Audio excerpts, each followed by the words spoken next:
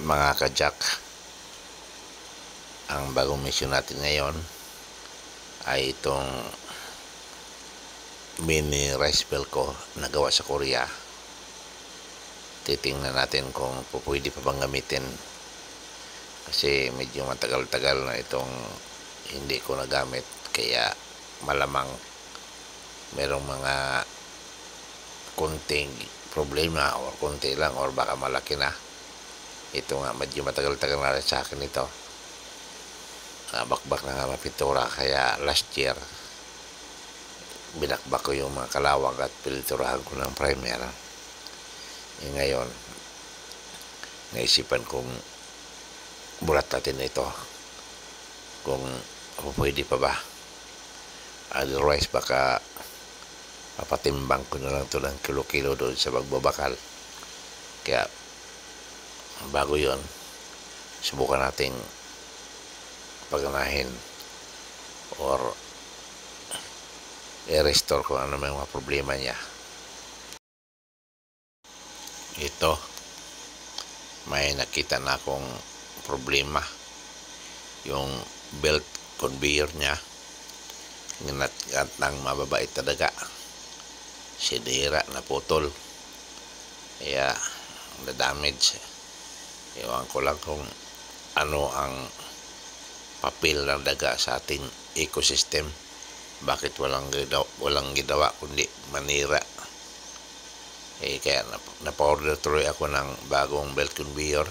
Ito dumating na galing sa supplier, kaya subukan nating ikabit kung makakaya ng power ni Jack of all trade, master of none. Pero sa palagay ko makakaya ko siguro ito. Subukan natin.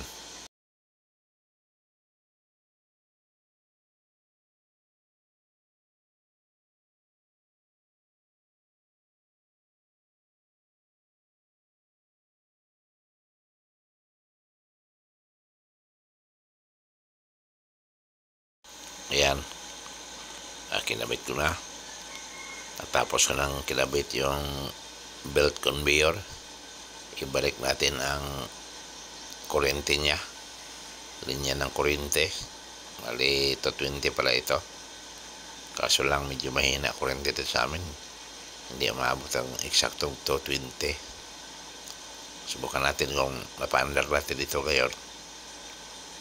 Tapos pag napaandar, subukan natin magkiskis ng palay.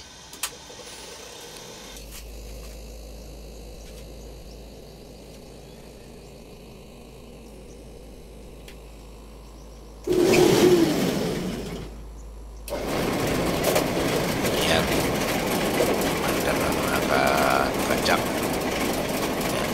Ready na for stings. Actual na palay natin.